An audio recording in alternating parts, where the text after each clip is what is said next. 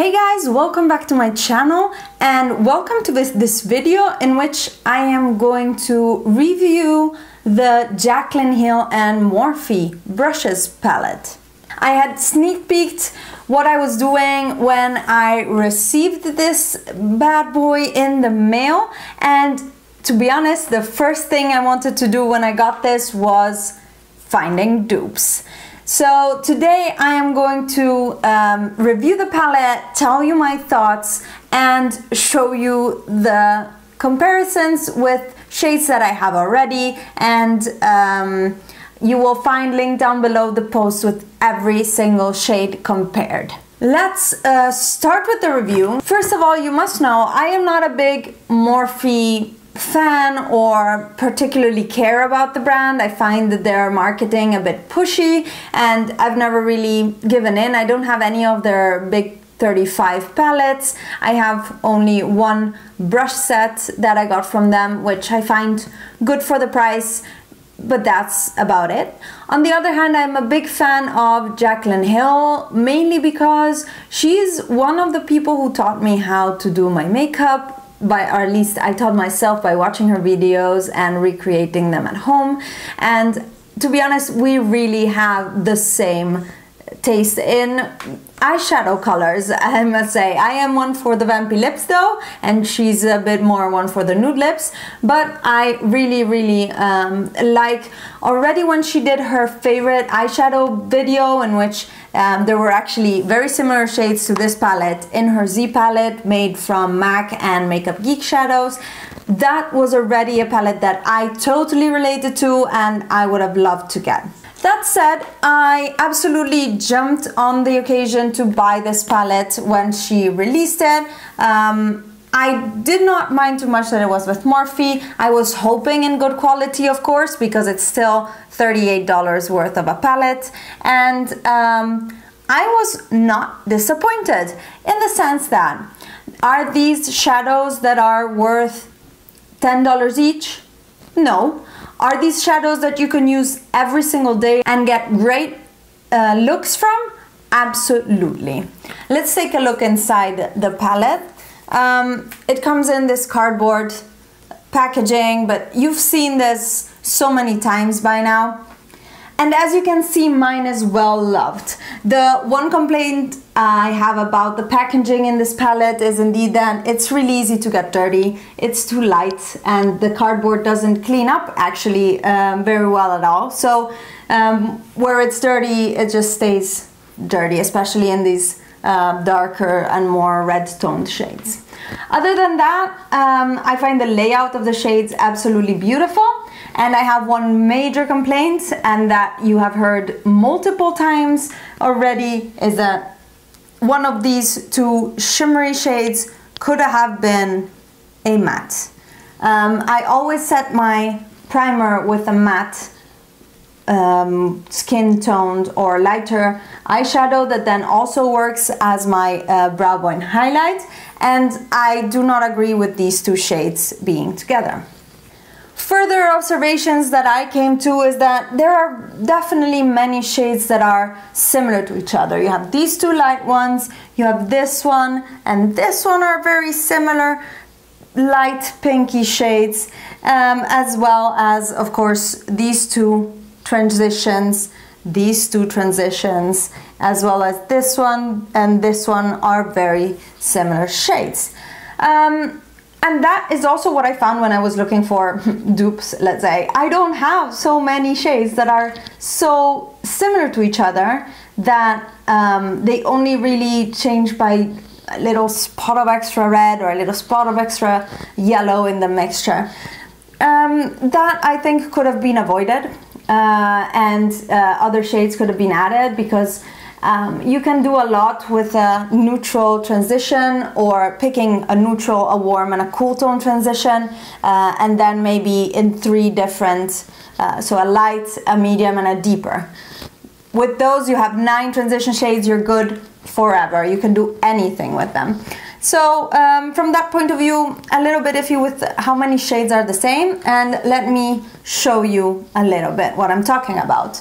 I will take these two light ones, as well as the pink and this one here, and swatch them for you. So we have 1, 2, 3, 4. I hope you can see how similar these are to each other. Yes, they have different undertones, but do you need them all in one palette? I'm not sure. You have, the first one is more white, the second one is a bit more yellow, then you have a pink, and then you have another pink.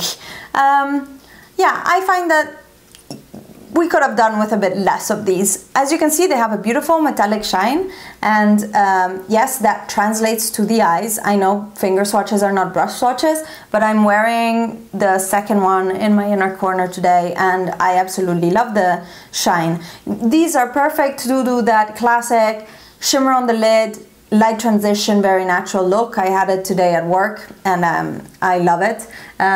Definitely beautiful shades, but we did not need all of these looking alike.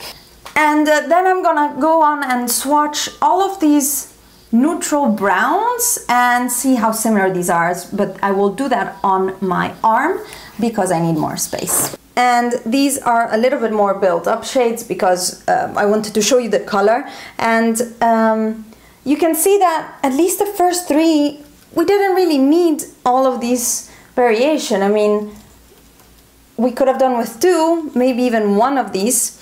So yeah, these are a little bit repetitive to each other, and I will add the other transition shades so that you can see the difference. And here we go. These are all the brown toned, let's say, transitions, and you can see these 3 are very similar. These beginning ones are also very similar. Did we need them all? Probably not.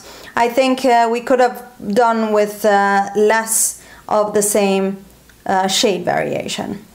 And of course, these transition shades were the easiest ones to find dupes for, and you will find all the photos for the dupes in the blog post I will link down below. I think swatching them live would have been very tedious for you guys, but as together with these shades that were very common and easy to find, I think there are some unique shades that I really don't have in my collection and that I think are absolutely gorgeous.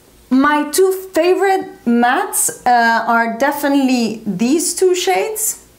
More orange and more red toned, medium transitions, and I'm wearing this red tone ones all over in my crease today. I absolutely adore these 2.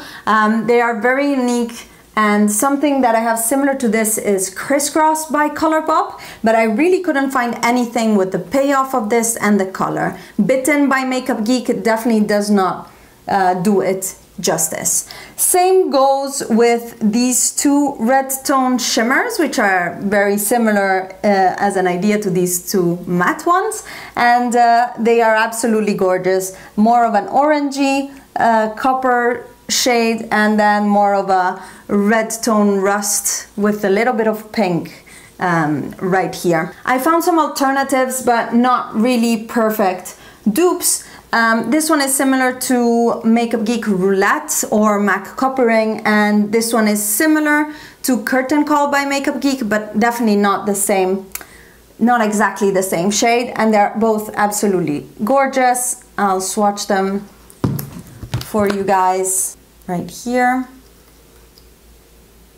They are beautiful, and they're my type of shades. There's very little to say about it. I love them. Then moving on to more colorful shades, I definitely have very little that is similar to these 2, the purple and royal blue. Shades in the Juvia's Place Masquerade palette are similar, and that is what I added to my swatches. For this one especially, I actually couldn't find anything similar to that purple, as well as to this taupey cool toned light shade. I just don't wear cool tone neutrals almost at all, so I just don't have it in my collection. An honorable mention goes to this gold and this bronze, both stunning, stunning metallic shades, beautiful and very, very pigmented. And to this shade, which is very special in the sense that it actually immediately reminded me of a ColourPop Super Shock shadow, because it has a wet look to it, and I'm wearing it on my lid today, and it is definitely better applied with the fingers rather than with a brush, because it feels very soft and wet on the lid. And you can see it here, it gives a wet look to your eye with this deep warm tone brown base. It's absolutely beautiful. It has some glitters in there as well that actually, now that I look at it from here, it seems like they were more on the upper layer than the bottom one. The payoff of the glitters is less now than the first few times I used it. But definitely a stunning shade, very unique in a pressed powder form. I really like it. It also reminds me of the Celestial shades from Nabla a little bit. This row here, this part here is of course also one that I really love. You can tell from my nails that I am a sucker for these shades. This one was quite easy to find a dupe for. Tiny Tangerines by ColourPop from the new summer collection is very, very close. And this one is very close to Makeup Geek Dragonfly. So, but I love these shades, so I have lots of them, and these were the closest I could find, but there are many shades that are similar that if you have them, you don't really need these. This shade is absolutely beautiful and so unique. I actually did it, one of my first looks with it. It's a beautiful gray green with a very shiny shimmer on top. I really love this shade. It's actually was quite a surprise. I thought, oh, it's just a sage green, it's gonna be boring, but it's a very complex shade and looks beautiful for a smoky eye, but still with a lot of dimension and very much luminosity. Definitely a great shade and very unique. I would almost say that with these unique shades that I don't have in my collection, they are totally worth the palette. The dark shades down here are a green, a dark brown, a dark purple, and a black. I like them all. They do their job. They intensify your outer V or your liner. I don't really think the black is the mattest black, so it's more of a dark gray. You'll see in the swatches. I compared it to Corrupt by Makeup Geek, and it's totally different. So overall, I must say I am extremely happy with the palette. I use it every single day since I got it, and you can make an infinite amount of looks with it. Is it worth the $38? For me, yes. The quality is good, the mattes blend well, the shimmers are shiny. I only now have to sit on my vanity with my little Makeup Geek Vanilla Bean to set my concealer, and this is my little deceased one, because in my Z palette I have a new one, but this one is just lying around so that I can use it when I need it for, in the case I use palettes that don't have it. Travel wise, it's a bit big. I mean, I will compare it now to my dupe palette, and here you can see this is a Z palette extra large, and this is the maximum size I would ever travel with. It's definitely bigger and it's a bit thinner, but I think it's marginally thinner actually. So I wouldn't say it's perfect for travel. I do like that then you have all your shades right there, so I might if I go on a long travel, but to be honest, something like the new ColourPop 12 pan shadows, that it's so actually tiny, this is perfect for travel. That is perfect to have all of your shades all in one palette. Now let me show you quickly how my dupe palette looks like, and this is it. You can see it doesn't have the same amazing effect as the Jaclyn Hill. It's not white. I can see why she decided to put the white in there. It definitely makes all the colors pop, and there's a lot of holes for these shades that I mentioned that I could not find a dupe for. And one stray one from Nabla, which is actually quite big, bigger than the other ones. As you can see also from here, a lot of the shades look the same, and that's because a lot of the shades in her palette are very similar to each other. But I'm very happy with this. This is something that you can use an alternative if you don't want to buy a Morphe palette. Another thing is, this palette was not available to international buyers. As far as I know, I think I understood it was only US, and even if you could get it, the shipping of Morphe is ridiculously high. Already for the US it's around $7, which I find these days absolutely ridiculous.